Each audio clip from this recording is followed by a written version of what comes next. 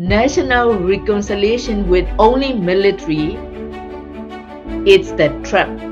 You know, while being a stand for your country, I think it's fascinating how you grapple with those and you continue to be an activist. Manipulating to the minority. So that's why I'm also part of the activism. We need to learn from the mistake we have done. Famous leaders are released from jail, so the transition is happened since that time on.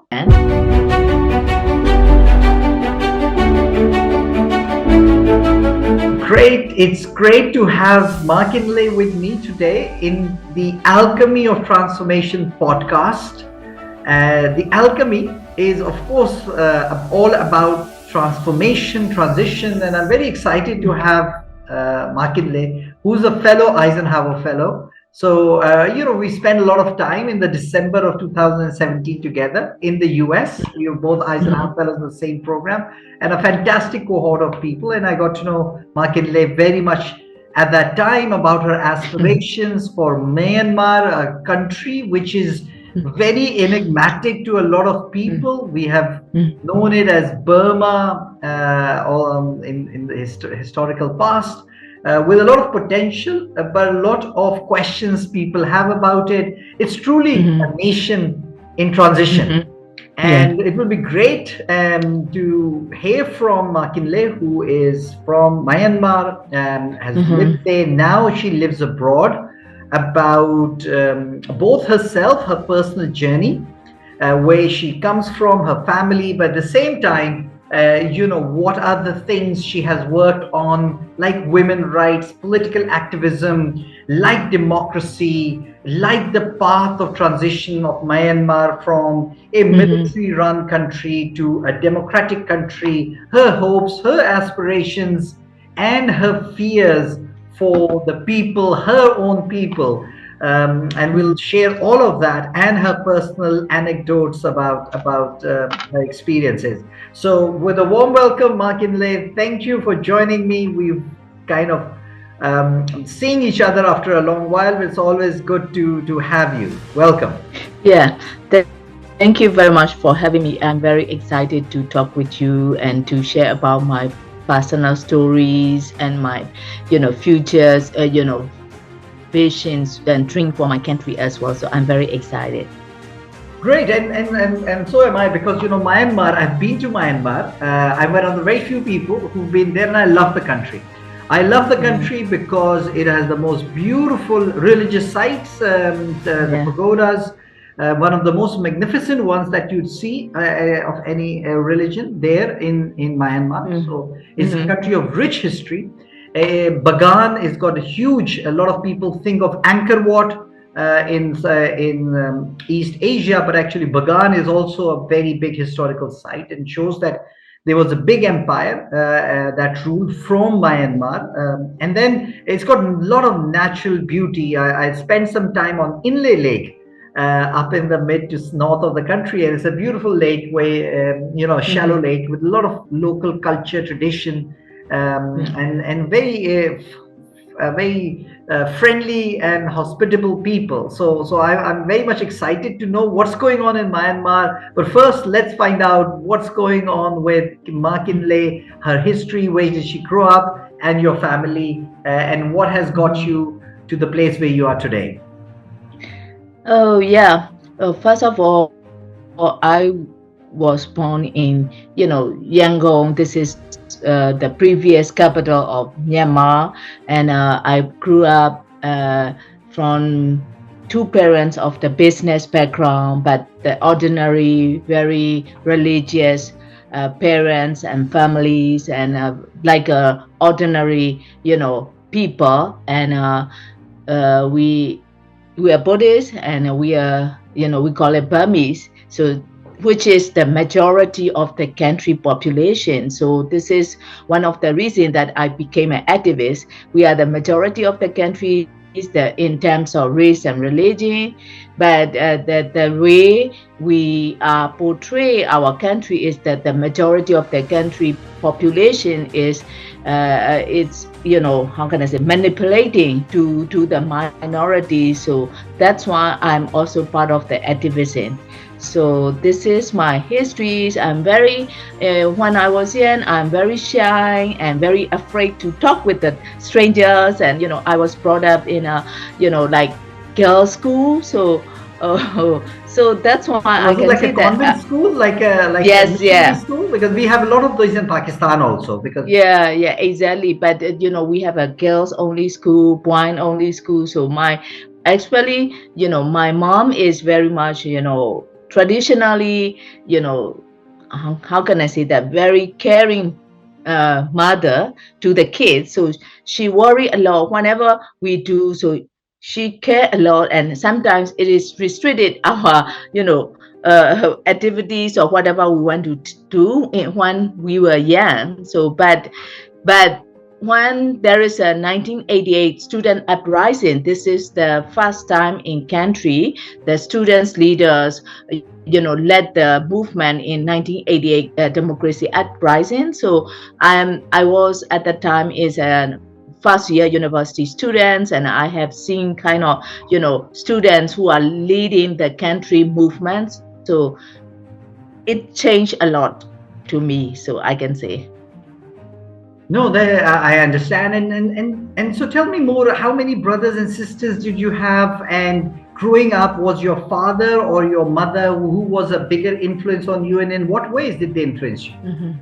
Yeah, I'm the eldest daughter, and I have three brothers. So sometimes it feels like, like traditionally we are in an Asian culture. So the eldest and the the daughters are the most responsible person to taking care of the family. So I'm brought up like that. So how can I say, I was trained like that, so to be the most responsible person and most very stereotyping. So I have to take every duty and responsible for the family, taking care of the family or everything I have to do. But my parents are very much, how can I say that, very religious people. They are very much taking care of the other people's in how can I say, sharing and kind-hearted people. We call it donation. So they used to donate a lot and contribute a lot to the poor people or the religious, the monk, nuns.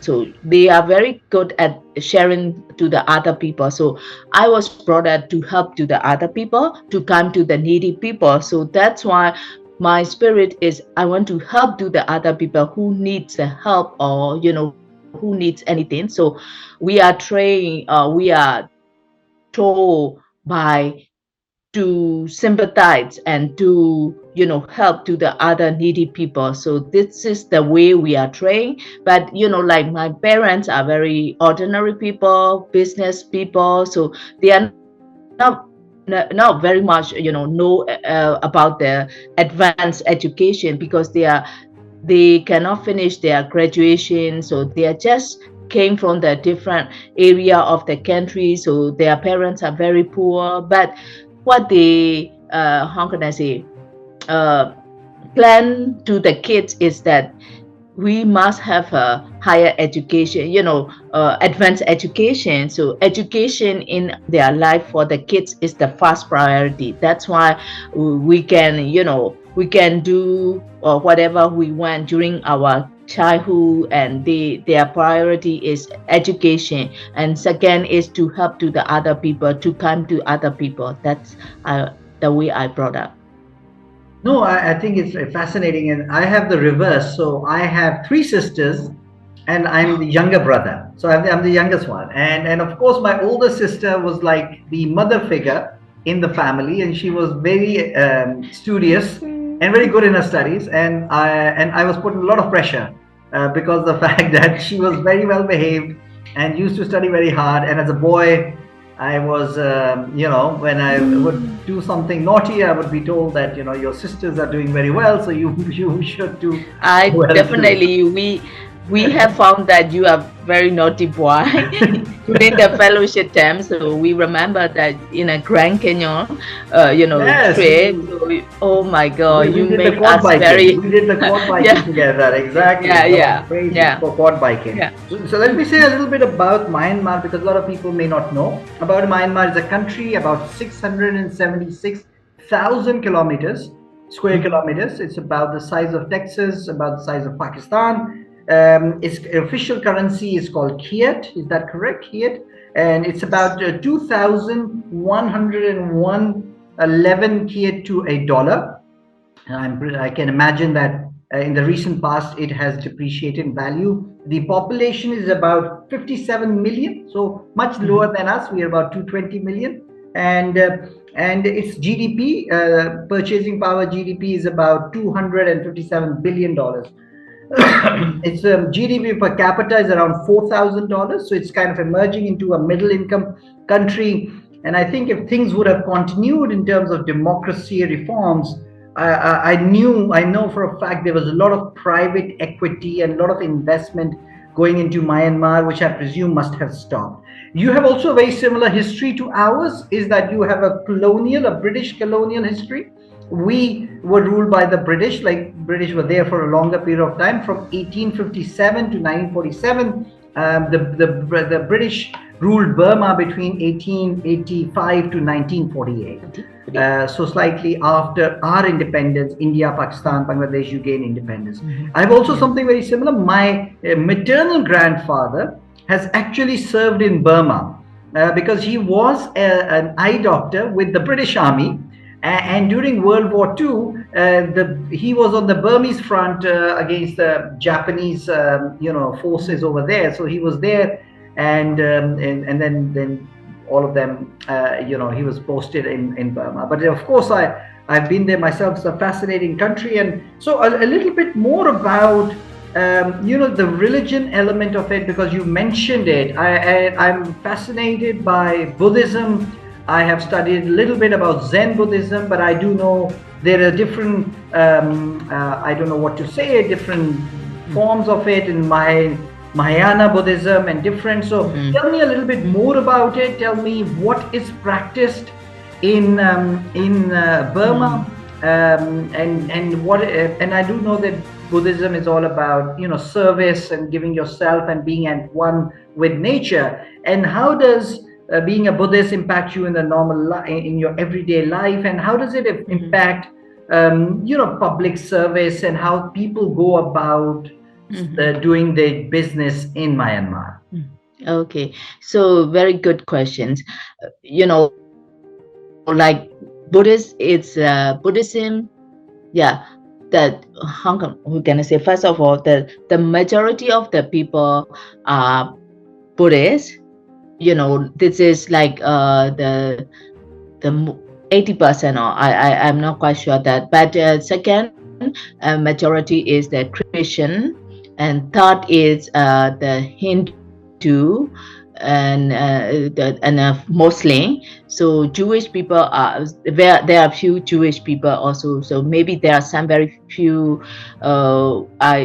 I don't know exactly the other religions, but the majority is the Buddhist. Yes, as you mentioned that we practice sometimes. We can say that we are the Theravada, we call it, that Theravada, the yes. Buddhism Yes. practices. Yes. Yeah. So this is like we are very, how can I say that, practical. So we have to practice by ourselves. We cannot wish or we cannot pray. So if we do good things, the return will be good. Like we are, we believe in the reality kind of thing. So, but most of our people are traditional Buddhists. We can say that, traditional Buddhists mean we are trained by our ancestors to be Buddhists. So, but we don't know the essence of the Buddhist or essence of the religion. So what happened is that sometimes it make us to the extremes. It push us to the extreme.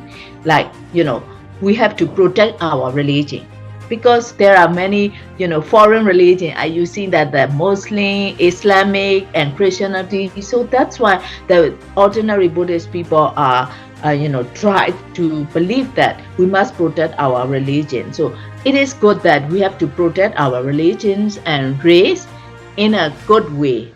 If we are in an extremist way, it will be totally wrong. I believe like that. So we have to protect our own religion and race, but at the same time, we have to respect to the other religion and race.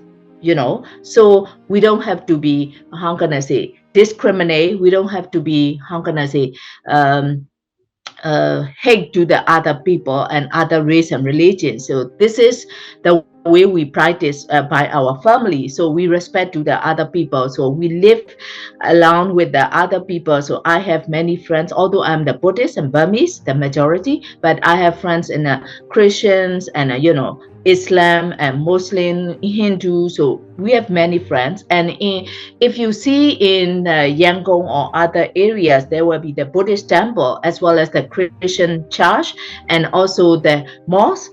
They are in the same place. So we live together normally very peacefully. But at the same time, we have a kind of poor education and poor knowledge. So we can be easily misguided politically. I mean, what I mean is that that's why sometimes religious is very how can I say, easy to use and manipulate by the extremist group or by the military. So military is use religion as a political tools to divide our people into different sector. So this is the profile of our country has been into bad image. So recently in 2000, so there are a lot of discrimination, hate speech, and killing to the minority people, including like Rohingya people. So it happened in that time. So yeah, but normally our Buddhist people are very much how can I say that, they believe that if we give the good things, that the good things will be coming back. That's why they donate a lot. Donate to the poor people and donate to the temples and donate to the monks and nuns and like that. So yeah, in our daily life, every day we have to donate something. If we do the good things to the other people, so they believe that the good things will coming back. So in terms of the business peoples or other people, they also strongly believe that the more they donate, the more they will get back. So like that. So yeah, that's why you might notice that whenever we visit to the temples in our country, they always crowded with the people, because they believe that if we donate something, it will get back the good thing. So this is the way we practice. Yeah. No, and absolutely, and you can see the beautiful pagodas that are built by people. It's a representing giving, and a lot of gold and a lot of ornaments given for that. And absolutely, I totally agree. I mean, this will not be the first time where religion is being used for political polarization. It is not the first time it's used for political power purposes, by whether it's military or it's other forces. It's been misused by that, and certainly this happens in a lot of countries. And my experience, I've of Buddhism from reading a few books. There's a very famous book called the Zen Mind, the Beginner's Mind by Suzuki, and a lot of these Buddhist concepts have been taken to the West, the Eastern, let's call it the Eastern philosophies, and a lot of it is, of course, is the Buddhist philosophies have been taken to the West Coast of the USA, in California, and around Big Sur. A lot of these movements started, which was later I wouldn't say it was translated to the hippie movement, but it was about coexistence and giving to each other and living in harmony with yourself and nature. I think that's a very big part of it. And a lot of the tech founders were very much influenced by it. If I think Larry Ellison of Oracle, a lot of them were in their young days. It has influenced them, and of course they used the philosophical concepts of Buddhism and they applied it to modern life, and they made it in a way that people can relate to, because of course some of it could be very religious. But I think that was all about giving value creation, adding value, in order for the betterment of everyone. And so I do understand that somehow, these kind of things happen. I was in Cambodia another 10 years ago, and I met Cambodian people, and they're the most gentle and the most friendly and the most hospitable people. And yet, Yeah. of course, we also know what happened in the killing fields of Yes. Cambodia, and how Yeah. they turn onto each other. Mm. Is a fascinating story, because I looked at them and I said, these are the most friendliest, most docile people, and suddenly it was a whole bloody killing fields over there, and they, Pol Pot and all of those things happen. Yeah. So certainly, religion, ideology in that case can be used for one, for good or for the worse. And so I Yeah. think it's very important, the Myanmar, and it would be very interesting to know later on how you view going from a certain, maybe an extremist, some element of it, and how to make it more inclusive. I would use the word secular, I would say an inclusive society, but I think it's very interesting what you have said. Mm. Anything else about your growing up, that you grew up largely in Yangon? Anything else that impacted you, that influenced you in forming your values and who you are today, and Yeah. the stance you have taken? Yeah.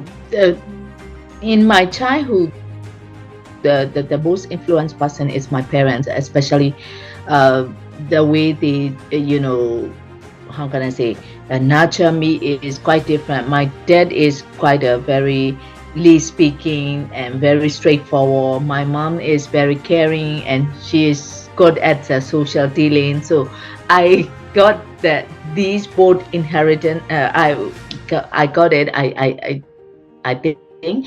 But at the same time, in a childhood, my hero is the General Aung San. This is the father of the Aung San Suu Kyi. So but at the same time, as I brought up in the capital of that country, most of the majority of my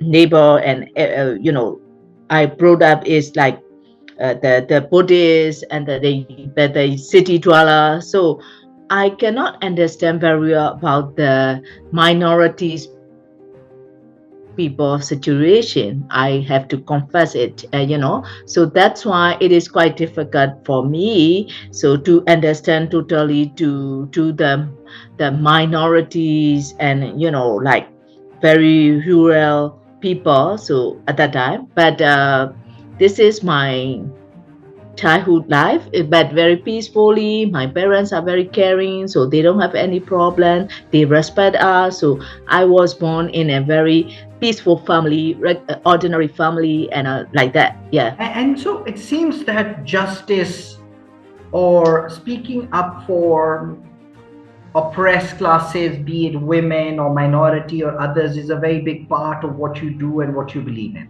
So, what Yeah. was your first experience with injustice, or your first experience that really motivated you and made you a stand against, for women's Yeah. rights or rights for minorities or for any other thing? What were Mhm. the first early experiences that molded you? It is studied in, as I mentioned, that in 1988, as I was a first year university student. So that 1988 student, the democracy uprising happened in across the country. So yeah, the young students are killed in front of me, and the riots and everything is happening. And So but tell me more about that experience. Where were you at that time? What was happening? yeah, You were a young person, very innocent, but what yeah. happened?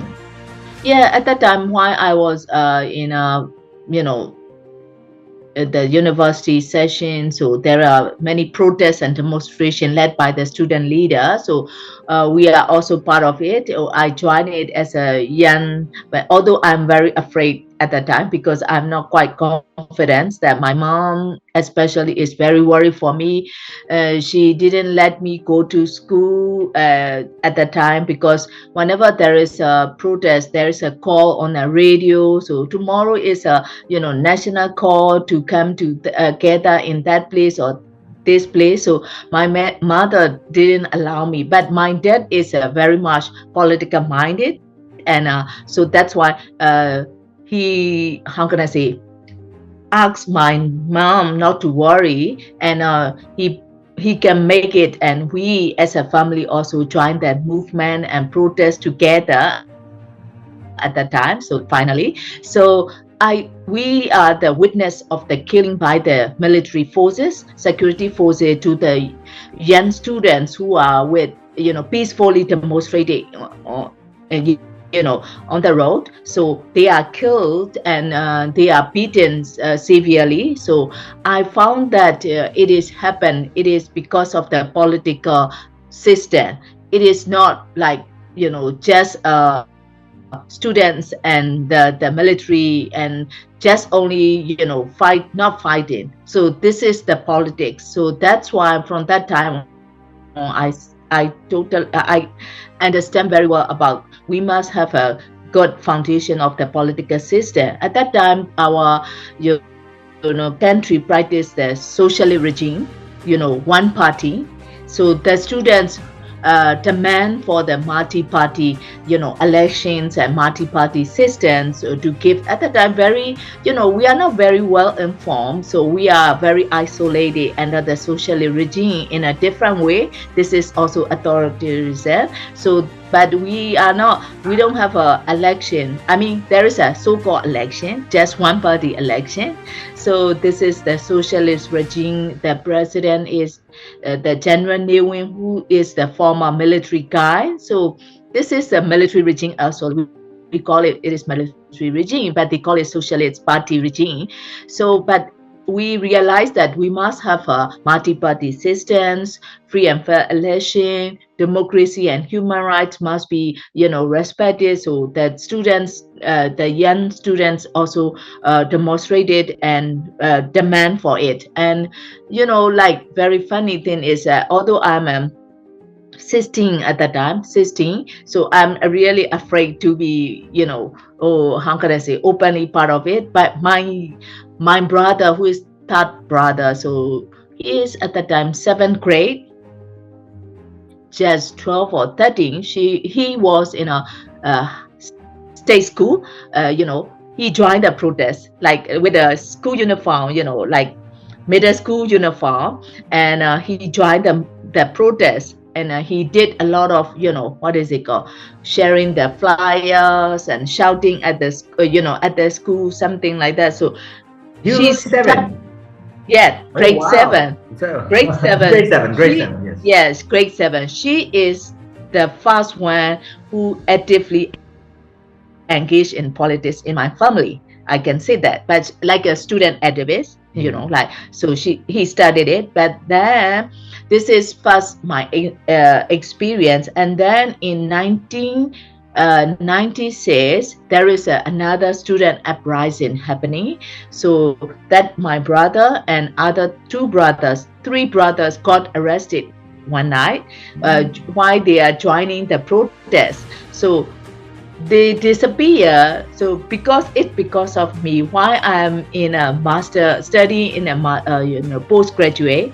So I know that there is a student protest, and I call my brothers to come out from their house to come to that setting focal place to join the protest. So they three came and joined it, and then finally they got arrested. My mom scold me a lot, blame me a lot because of me.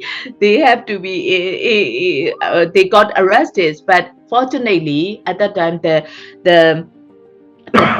upcoming protests will be coming, and the students also requested to the authority if they are not released, there will be more protests, and the momentum will be increased. So that's why the next in the other day, that they are released from the from the camp or something like that, but they are beaten brutally. And these my three brothers, this is also another experience in my life. But at that time, in 1995, I joined NLD, National League for Democracy Party, which is led by Aung San Suu Kyi. So I joined at the party for the regular activities and programs of the Aung San Suu Kyi party. So that's why what I think is that if I am joining the political party, I cannot do the activism, student activism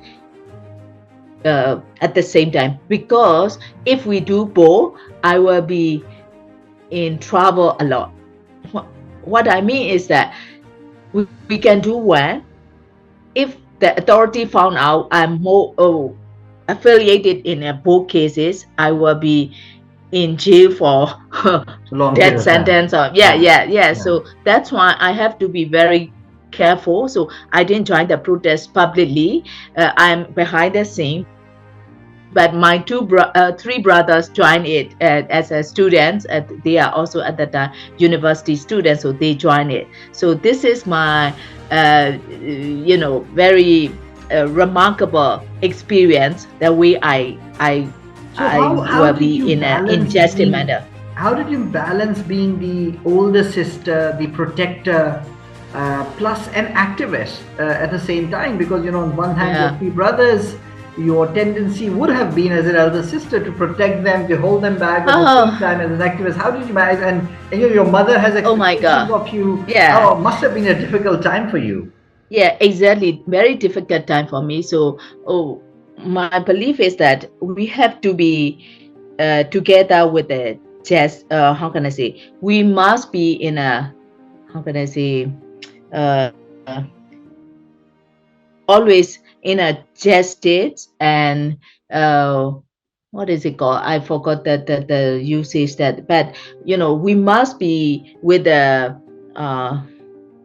justice side, democratic side. So this is, although we are not actively engaged in it or not, we always support. And in 1990s, I am the first time voter of the 1990 election. So also we voted to the NLD Aung San Suu Kyi party. So although we were not able to actively join the movement, but we are always with the democratic movement. So, but on the other hand, as a mother, like very traditional mother, she worried a lot for us, because she have known that through the radios, news and other news, if we are arrested, we are tortured severely, and some of the young women are raped or sexually abused in a detention center. So that's why she worry a lot, especially for me too. So that's why she is well protected. But at the same time, as a eldest daughter of the family, I have the responsibility for the family well-being. So it is quite difficult for me. Why I joined the political activism in 1995 to 2007. I feel guilty, frankly speaking. I felt guilty because I'm the only daughter. At that time, my mother got a stroke and my mother is on the bed. Wow. My dad is also quite old, and suddenly our economic situation, we have a financial crisis, because in our young age, my father can do a lot, but suddenly the political changes, the economic system changes. My father cannot, catch up with the new system. So our financial crisis is happened during that time. So actually, I should lead my family to have a living, but I joined the political activism since 1995 full time. I cannot work for my living. I cannot work for my family. So I work for the political movement or the full time. So it is quite big challenge for me. Sometimes there is a big fight during my within my family. They ask me to stop my activism. It is not because of the not supporting the movement because of, as a daughter, so Yes. they worry for me, and then I have to take care of the family, so it happened a lot, big fight sometimes. There is a problem. Sometimes they ask me to not to live with them, so sometimes it happened a lot, Yeah. so this is very normal for the ones who join the political movement. It happened. Yeah. No, so it's very interesting because you go through an internal turmoil inside Yeah. yourself, then you have a family turmoil that you Yeah. have to balance, and then you have the country that you're doing that, and you're fighting on many fronts. One is an Yeah. internal battle, a spiritual battle. The other one is a family, a very personal battle, and the third one is, of course, your stand for the people. So it seems that you've gone through it and trying to balance your roles as a Hmm. daughter, as a Hmm. as a sister, as an activist, as a Yeah.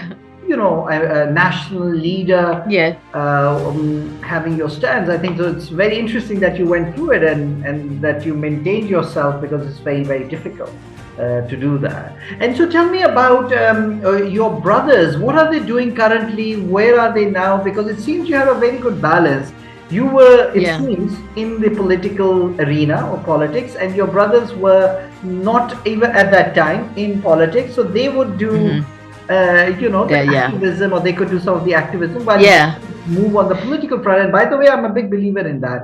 You need Yeah. outside force which is not Mm. bound by the rules or Yeah. the system, to be Hmm. able to push the national agenda, the national dialogue.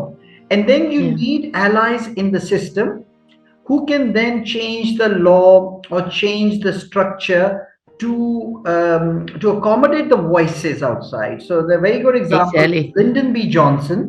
See, Yeah. and Martin Luther Jr., who was a movement not within Hmm. the government; it was somewhere outside, but he created the support for the civil rights movement in the USA.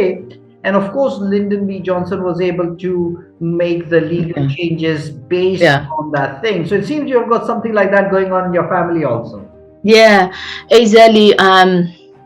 Yeah. At that time, I totally involved in political activism for over 10 years full time.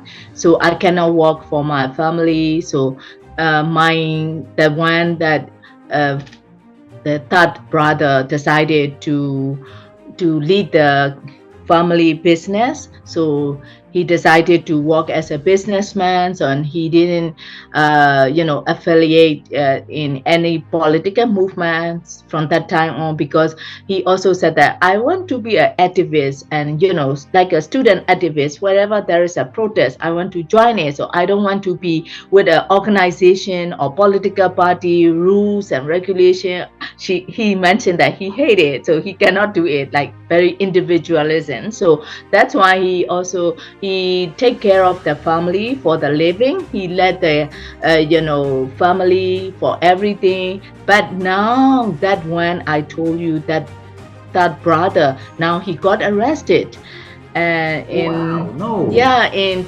in this year April. So we fled Oh, to the back to that, we fled to the border area after the coup in 2021 February. He promised me that he will take care of my dad. My mother passed away during while I was I'm detained sorry to in hear a that. Yes. yeah, detained in a 2000. I was detained and arrested in an insane prison at that time. So during my detention, my mother passed away at home. So yeah, but my dad is now 95. So he promised me that, okay, you have to work for the movement. So please do whatever you want to do for the country movement. But I will take care of my family, my dad. So, but very unfortunately, my brother got arrested in 2022 April, because he is a big supporter for the movement. He is doing a lot of logistic things, and like a fit, like everybody are doing is doing such things in country these days. But unfortunately, one of the informer reported to the authority that affiliation of with me and other things, so he got arrested. And on recently, last 2 days ago, he is sentenced 5 years imprisonment. So yeah, very, very, sad for me, not only for me, but also for his family. He has 2 kids, like same age with my kids, like 13 and 6, quite young. And so yeah, it happened a lot in a country. For the activists, we have a very tragic stories, many inside stories in every family member. So it happened. But other two brothers, one is now working in overseas, one is stay inside the country, and how can I say that? Taking care of my dad. Yeah. Wow, this is a personal story of great resilience, strength, but obstacles and doing and belief, and a stand for it. Your parents, even if they're 95 years old or whatever age, whatever health, when they are at your home, there is a source of strength. A big source of strength, even if they are not in fullest of health. And when they no longer there, I think it leaves a big void. It leaves a big space, and support is like taken away. So my commiserations at your mother, passing away whilst you were in detention. And I think a great feat demands a great sacrifice. I'm a big believer in that. The bigger thing that you strive for in your life, the more things you sacrifice. And I pray that the sacrifices that you and other people are making for your country, it leads to a great feat of Myanmar being what you want it to be for your people, and a country that is inclusive as per the aspirations of people like yourself. So I really didn't realize the personal tragedy that you've gone through, and only you would know what it is to go through it. Thank you very much. And so tell me now, so I've seen some of the pictures. You went through some of the pictures with me, and earlier on you have a picture where you are with the leader of the NLD, Aung San Suu Kyi, and so tell me about that picture. What's happening over there? Then you have another picture of you with a microphone and a kind of what we call a corner meeting, or we call it a jalsa, which is like a congregation of people. So tell me about what are those specific events that you've shared some of the pictures with me. Okay, the first picture together with Aung San Suu Kyi is at the National League for Democracy Party headquarters in Yangon. At that time, it is around 1998 or something like that. I was at that time a youth leader in. You look exactly the same. Yeah. Thank you. So it's 20 years ago, I think. And at that time, I was a youth leader at the youth wings of NLD party. So this is what is it called? The celebration of one of the specific occasion, ceremony or something. So we used to sit down on the floor together. So this is one of the remarkable thing of her, Aung San Suu Kyi. So she used to sit together and stay together with the party members, never sit on a chair. So it is on the ground and with a simple what is it called, ground sheet or something like that. So we are just watching that ceremony event and something like that. It is middle of this but at the same time, at that time, the political situation is not good. Everyone is under surveillance, and very few people can join the NLD party and politics. So we are part of the few people and young people. So that's why she has no security, guard or bodyguard or secretary. So we sometimes we are as a youth leader, sometimes we are as a bodyguard for her, and sometimes like a secretary. So we have many different roles working under the very difficult situation. This is the pictures make me how can I say that reflect to the old days. And It's a another one is, fascinating picture because you're right. She's sitting like any common person. She's sitting yeah, on the floor, like without any yeah, protocol. And of course, yeah, yeah, she's very popular, and she uh-huh, also won the, I yeah, believe, the Nobel Peace Prize after that. yeah, So I think this is to be great part of history of your country, to be part of, as a young person of the yeah, movement, yeah, and to be with the leader of the NLD. yeah. Yeah, I have, uh, frankly speaking, I have learned a lot while I joined that activism as an NLD youth.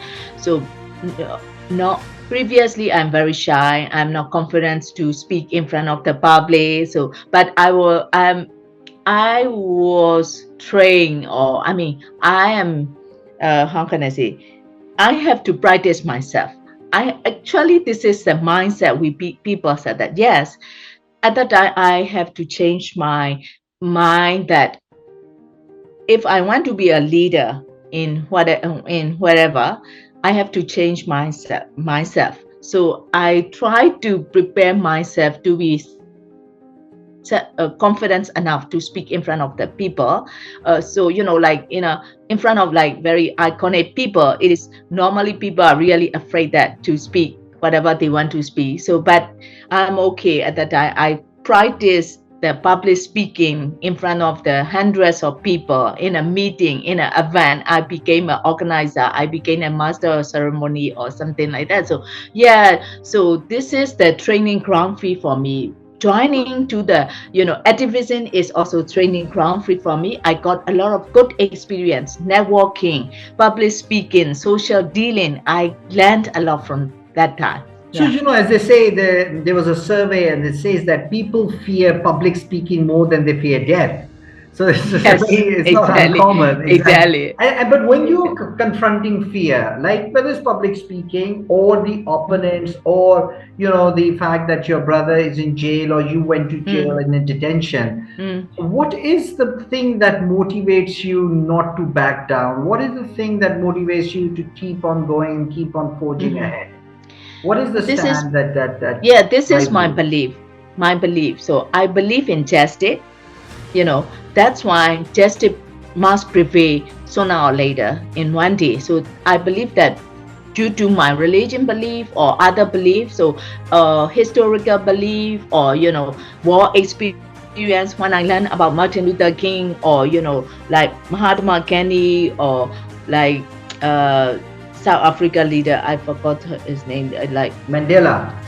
Mandela. So we learn a lot their stories and their experience. So one day the justice will become. So sooner or later, that's why we keep fighting, sacrifice, and it make the history one day. So that's why this is the belief is very important. And another thing is stamina and timing is also very important. I think that sometimes people use their effort in in a short period. So and then they are very exhausted in terms of not only effort economically or other things. So then they cannot join in a longer term. They don't have a stamina. So this is happening right now. So after the coup, so some people join very heartily and they use their resources all, but now they feel disappointed and hopeless, or how can I say that, depressed. But stamina is also very important, I think that. So this is my And life I've run experience. the New York Marathon, so I know what you're Uh-huh. talking about. And life is a Yeah, marathon; it's not a hundred yeah, meter sprint. So you got to yeah, conserve your yeah, energy. yeah. You got to pace yourself. and you're not gonna run as a marathon like 100-meter sprint. Let's go back to the return of democracy in Myanmar. So, what happened at that time? What was your role in it? What was the aspirations? And then let's talk a little bit about the Rohingya crisis, because that's how, unfortunately, most of the world Yeah, got to know about Myanmar. yeah, exactly. And so let's talk about that also, and then how things deteriorated. And where do you think things could have been different, or things could have been prevented from going to this current situation? So how do Yeah. you start the democracy, and how it ended? Yeah, exactly. The political opening started in 2012. I can say that, but actually there is a election in 2010, which is led by the military regime at that time. So, but at that time, the political leaders like Aung San Suu Kyi and other 1988 student generation leaders, and most of the well-known political leaders are in jail. So that's why we boycott the 2010 election. But in 2012, Aung San Suu Kyi and other political famous leaders are released from jail. So the transition is happened since that time on.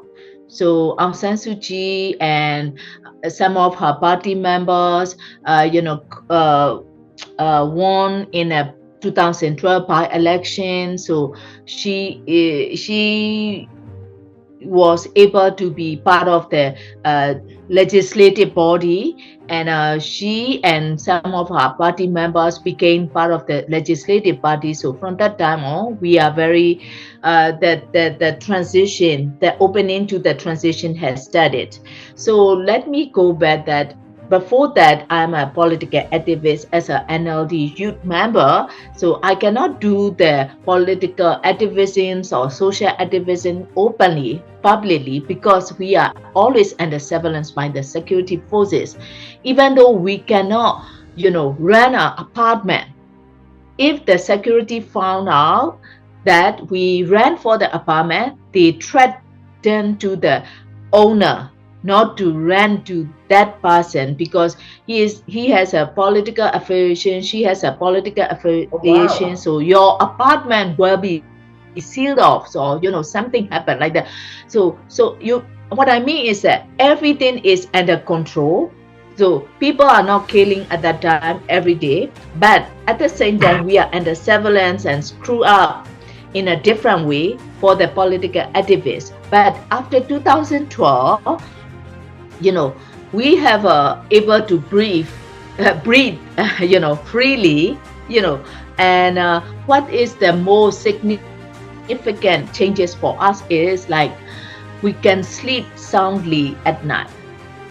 You know what I mean? Hmm. Before the opening, we, although we slept at night, but we cannot sleep soundly. We are, how can I say, traumatized that somebody will knock the door, the police will come and knock the door, arrest the activist. So it has been happening all the time during the,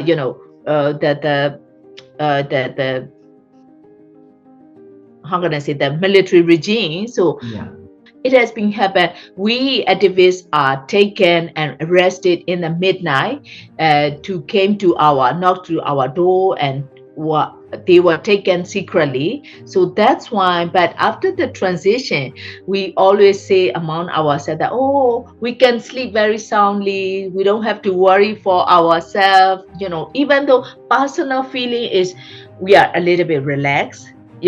Personal feeling a little bit relaxed, so we don't have to care about who is watching me, who is under surveillance. I have to do this or that because me and my husband met in a political activism. This is the personal story. So he is also one of the political the youth leader in a party. So we met there and we got married, and we have a family. So we do have a same, how can I say, uh, background, and we have to be, how can I say, everything has to be taken care for our security then. So yeah, so after the opening, this is the personal feeling, and I founded my Triangle Women organization because political situation is a little bit free and open, so More we can do accommodating. the yes, and we can do the activities a little bit openly. There is a parliament, there is a government, so we can advocate and lobby to these bodies. Although it is not totally democratic structure because it is so called, but at least there is a body, legislative body, administrative body, something like that. So that's why we can do the social activism. So that's why I decided to found my organization Triangle Women, because the political situation is a little bit fair weather, the weather is good, political weather is good. So more and more the how can I say members and the political parties are coming. So NLD is in a how can I say, on the stage and in a good mood. So that's why Yes. I want to leave it, because uh, although I joined the political party, I'm not very much want to be a party thing. So I want to be the individual and very freestyle. So that's why I founded my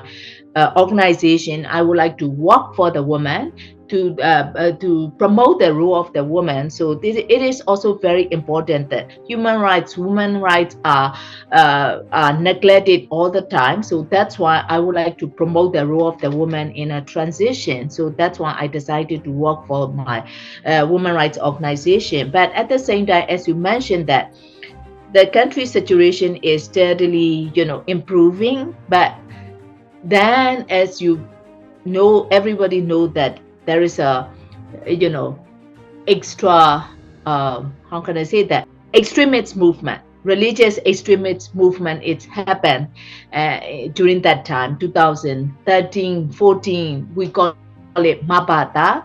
Mabata is a protection of the race and religion movement led by the Buddhist monk, but actually behind the scene it was backed by the military.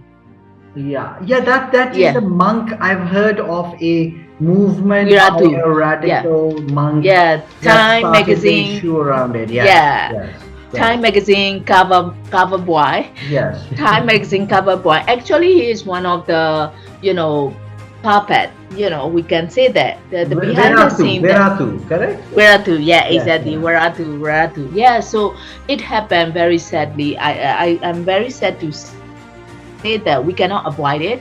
And at the same time, the NLD Aung San Suu Kyi couldn't voice out and stand with the people who suffer a lot. This is, we can say that unfortunately, these administrations are in the trap of the military. What I would like to say is that sometimes it is quite difficult for us to see the real situation. So the Rohingya people, the killing, the atrocity is happening in one area, but the media portray is a little bit, public media, state media portray a little bit complicated, and we are not accessible. How can I say that? The independent media cannot reach out directly to these areas. So that's why we have a misunderstanding and a suspicion. Oh, is it possible or no? We are not quite sure that for the So, general this is a public. So very it interesting thing, and happened. this is why I Yeah, think transition is very difficult. Because yeah. I've been at the Kennedy School, and we they teach us politics of change. And what Mm-hmm. the theory adaptive leadership talks about is that leadership, particularly change, adaptive change, is about distributing losses at a rate people can sustain.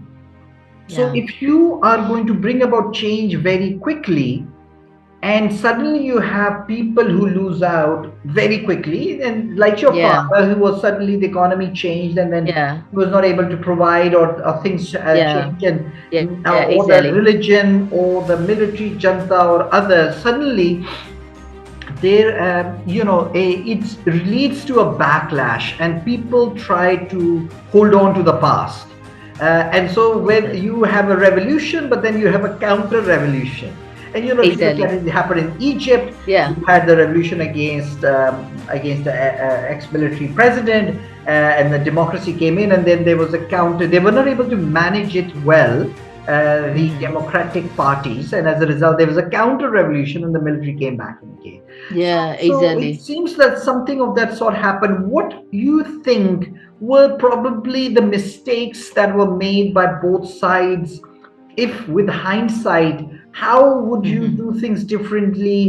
If you were Aung San Suu Kyi, what would you Mm-hmm. do differently? Because she was in a lot of pressure. Yeah. I know for a Yeah. fact. A lot of Yeah. people expected her to come out Too much. in the Yeah. Rohingya crisis, and she did. Yeah. I Yeah. understand why she could not, because she was probably pacing and trying to see how she can carry forth democracy Mm-hmm. in the future, but Exactly. eventually didn't work out. It kind of fell apart. So, Exactly. so what would Yeah. you have done differently? How would you advise her? Not that I'm sure she's Yeah. Yeah. Exactly. advised, Yeah. but Yeah. what would you have done differently, or what would you wanted to have been done differently?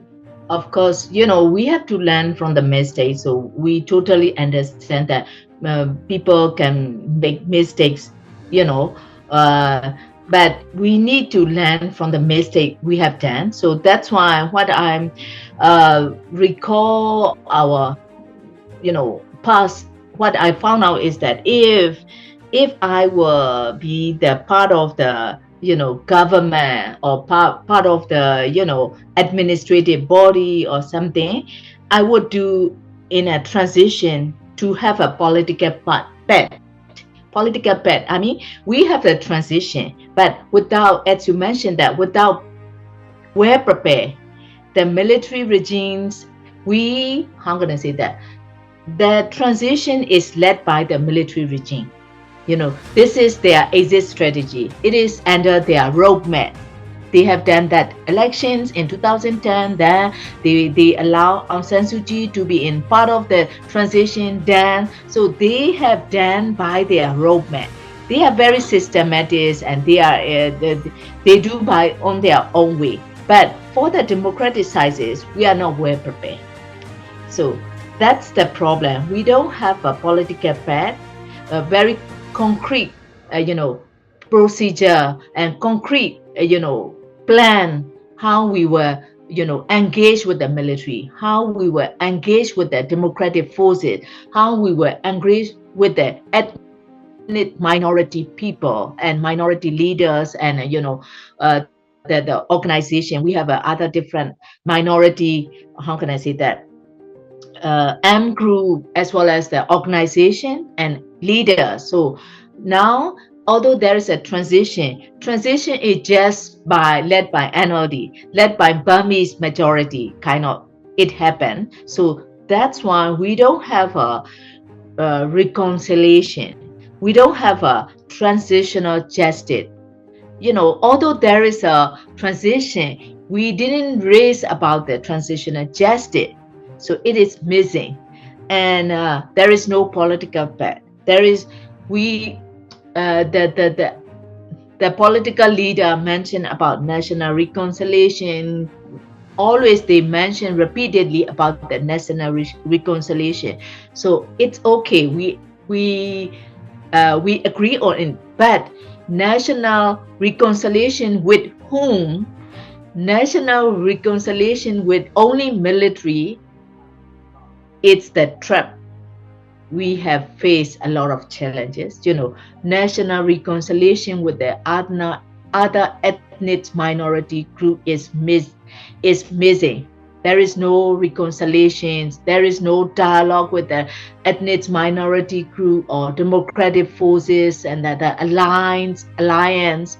So this is missing. That's why if I were in that position, I will do national reconciliation with not only to the military forces, but also with the democratic forces and also with the ethnic minority forces. Very interesting. And yeah, Yeah, and so yeah, absolutely. I think that was what you would have a plan, and everyone knows what they have to do and what is the expectation. What are those things? And sometimes, people get very enthusiastic and things that need to happen, but it's very, but these are complex times. Do you think? And there is a saying that power doesn't give up power voluntarily.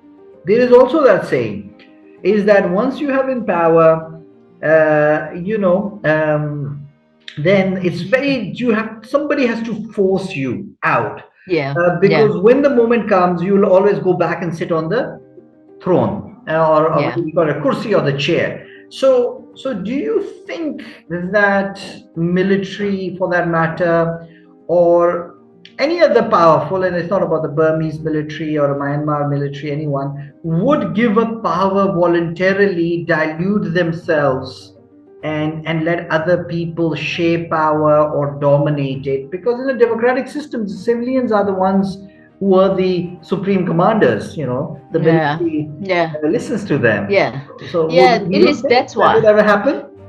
Yeah, for our experience in country is the most important is the constitution. According to the constitution, so the military have a automatic power in the constitution, because the constitution is drafted by the military. So very one-sided. The constitution building and drafting process is led by the military, and not very much political key stakeholders and ethnic minority. That's why that constitution 2000, we call it 2008 constitution, it's the basic foundation how we can check and balance to the military and the government. That's why in every country we know that constitution is the basic foundation to rule how we will rule the countries. So that's why according to the constitution, so the military will have the still very powerful under that current constitution. Like the what is it called, if you have a power and authority and a weapon, it is very hard to balance it. It is very hard to balance then that's why constitution is very important. We have to be, how can I say, reduce the authority of the military or whoever under the constitution. But our current constitution make the favor them to be in an upper hand. That's why, according to our 2008 constitution, military can take the country power anytime. Constitution give the favor. And so, do you believe that change can happen slowly? Because if I think about it, I'll give you an example of another transition. It's a different type of transition, but look at Saudi Arabia, with Mohammed bin Salman. As a young person, young leader who's come in, different situation, but naturally there were also many centers of power, tradition, Yeah. religion, different military, different defense, and he came in, and it was very quick, very forceful, I would say. And within 4 years, the both economy, the society has changed, and it's become much more open society, much more than it was in the past. So that is another model. I'm not too sure whether the what I call the shock and awe versus the incremental approach, which one works. But Yeah. it'd be interesting to know what you think. Of course, I definitely believe in the military to, how can I say, we call it, military should do their job professionally. Military has to defend the country, to defend the people. But on the other way, now military is doing in a political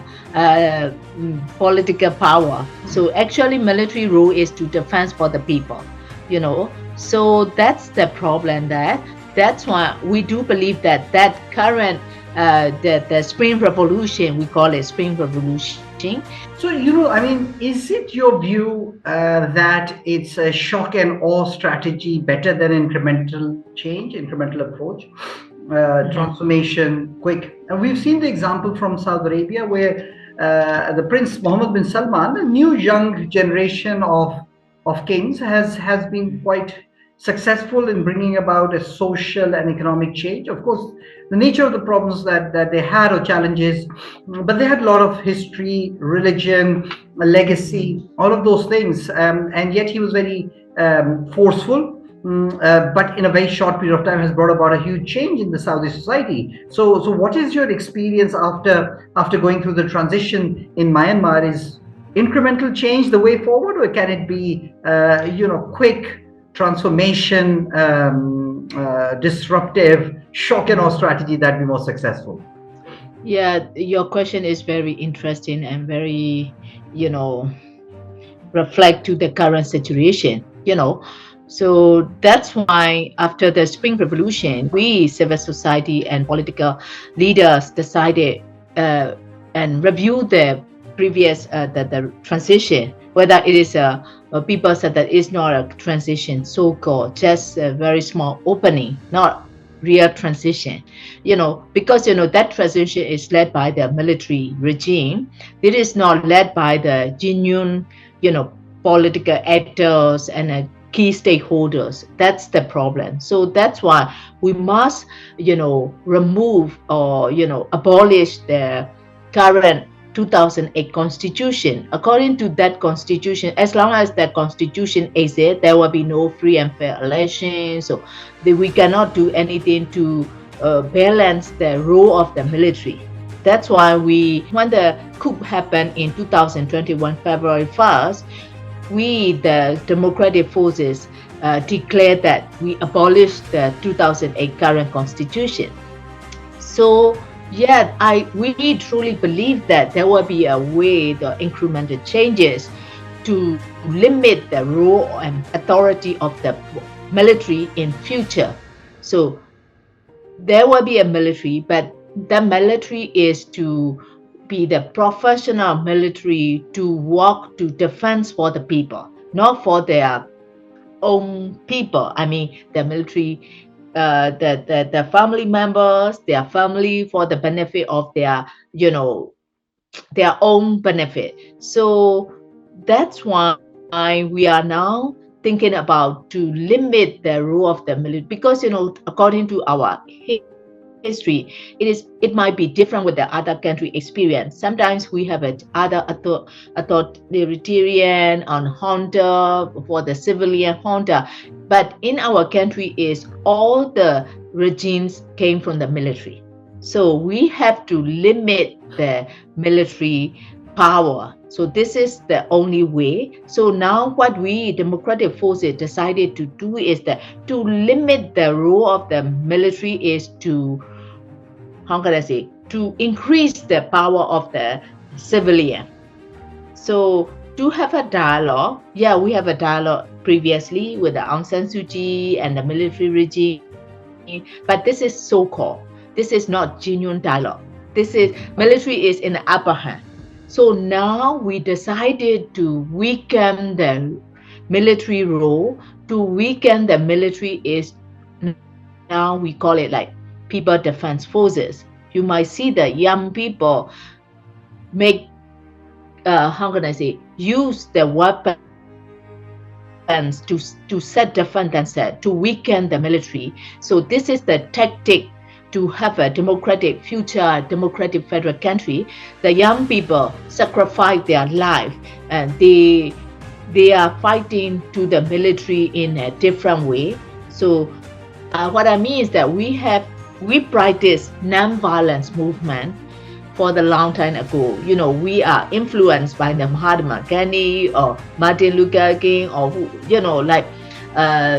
any other, revolution leaders. But nowadays, the Generation Z, we call it, new generation, the young people, they said that your tactic and your, how can I say, the way we, how can I say, we do are not very, how can I say, not very affected. So they try to create their own way to limit the role of the military by doing self-defense. So let's see that maybe this is not, we are not believe in a violence, but we are believe in a non-violence, but at the same time, how we can limit the role of the military in a future Myanmar. So that's why we are doing it in different ways as much as we can. So, you know, I So think we, I totally agree with that. I think power only speaks to other power. I think if you have an yeah, upper hand, exactly. I think it's very Yes, difficult to negotiate when yeah, someone is yes, exactly, negotiating with exactly. you when they have a baseball bat or have a double barrel gun on the negotiating table and you have a pen and a and Yeah, you know that's it. Then it's not a negotiation. It's a yeah. one way street.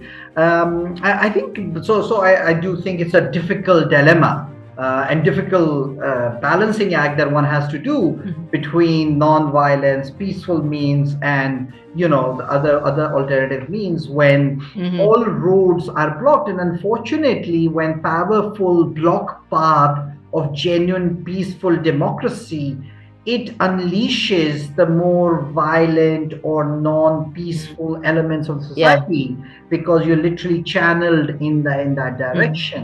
So I Yeah. think this is going to be very testing and trying for both the democratic forces because they will be pulled towards one end of it, and then of course lead to more instability. It also reminds me what you said about the 2008 constitution, that basically when your overarching umbrella document is unjust or is favorable to Yeah. one force, it creates a hugely imbalanced system. So you need to first abrogate it in order to create something of a more level playing field. It reminds me Mhm. of Abraham Lincoln, of course, Yeah. and the American Civil War. It reminds me of that, and he did the Emancipation Proclamation. And Mhm. Abraham Lincoln was, and there's a very interesting, famous movie about it Yeah. in 2013, I think, that came out Yeah. about all about him trying to think through and argue whether continuing as is the fight between the northern states and the southern states, or Yeah. going through proclamation, the emancipation, and freeing up all the slave and enable them to fight, which Mhm. would basically be an act of war. And a lot of people discouraged him, and then him and some of the liberal congressmen and senators helped him do that, and that changed the tide of the war and led to a different outcome. So it reminded me somewhat of that part of history.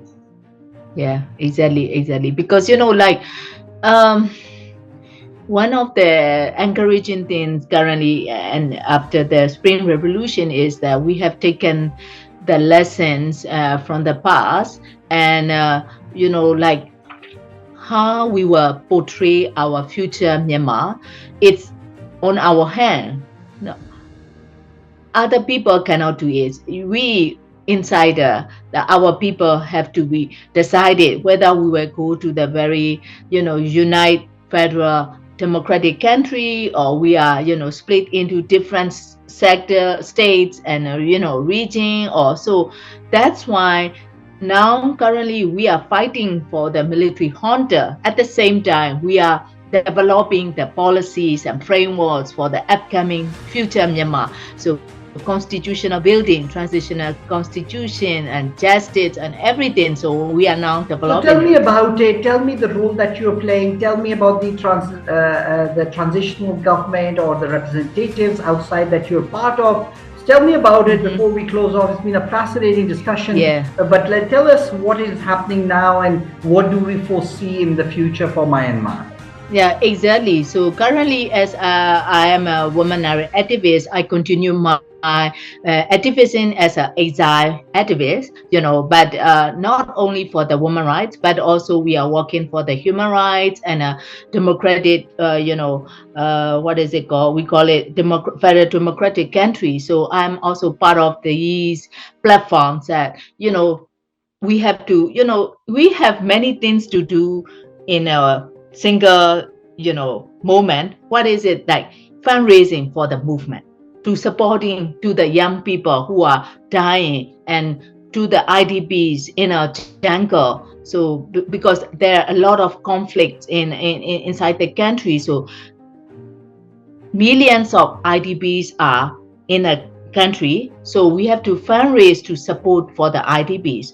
And also we have to reach out to the UN, United Nations, and other international community to know about what is happening in Myanmar, and to submit the report, which is the real ground situation and voices of the people. So we are doing that. And another thing is that we are in a platform to be how to build our future Myanmar together with the different key stakeholder, ethnic minorities and other, other key stakeholder like students and young people, the labor, and the labor and other, key stakeholder who are working on the movement with the politician as well as. So we are trying, how we call it, that this is one of the inclusive platform that we have never had before.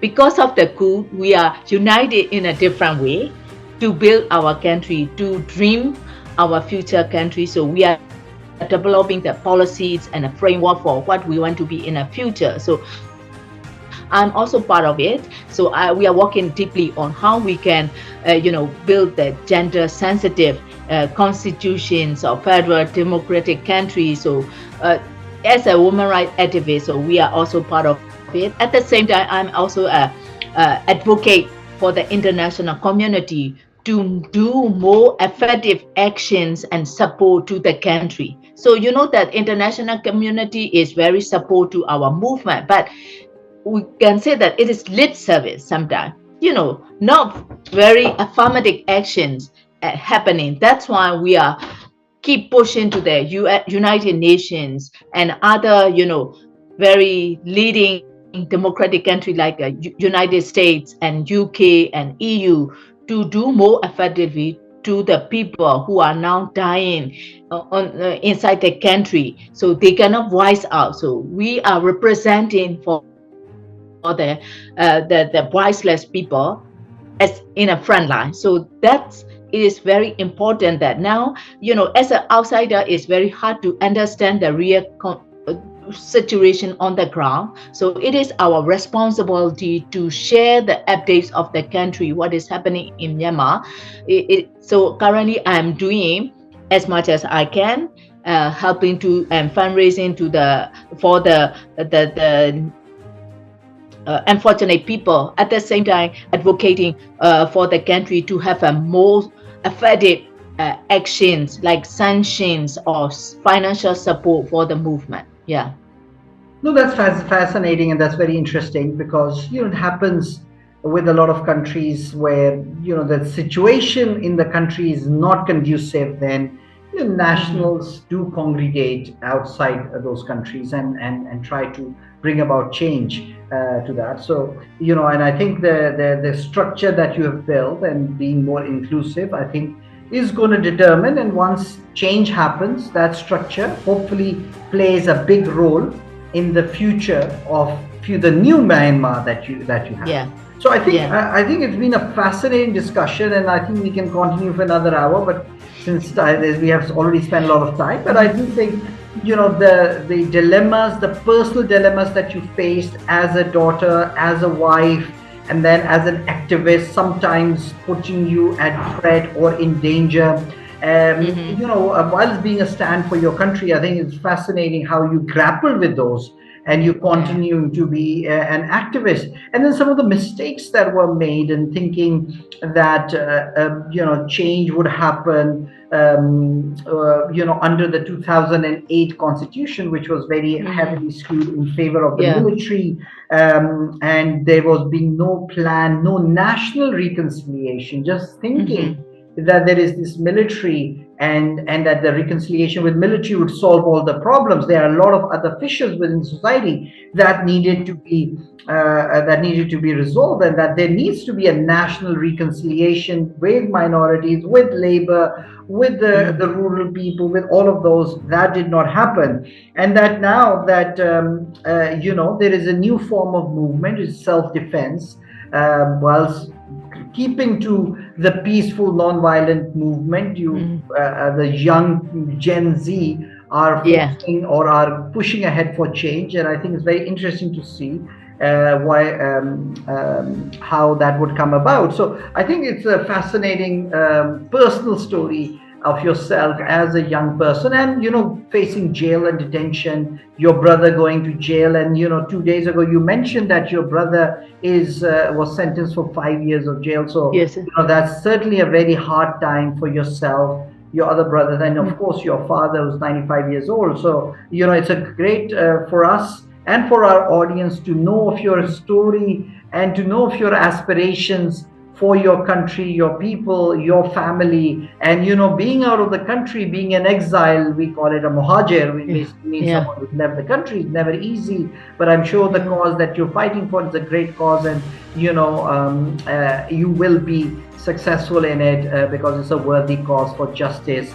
It's a cause for peace and sacrifice and self-reliance. Thank you very much. And also, I do appreciate for giving a chance to me to voice out what is happening and my personal story as well. So I'm thank you very much. And also, please support us for Myanmar, not only for single person, but also, for the country situation. So you can support as in different way. So I would also like to encourage you and your people while you are listening to our podcast, and please support us in a different way. And if you can, how can I say, raise the money for the unfortunate IDPs inside the country, please also support us in a different way. So thank you very much. So please follow us, and also strongly believe that the justice and truth will prevail.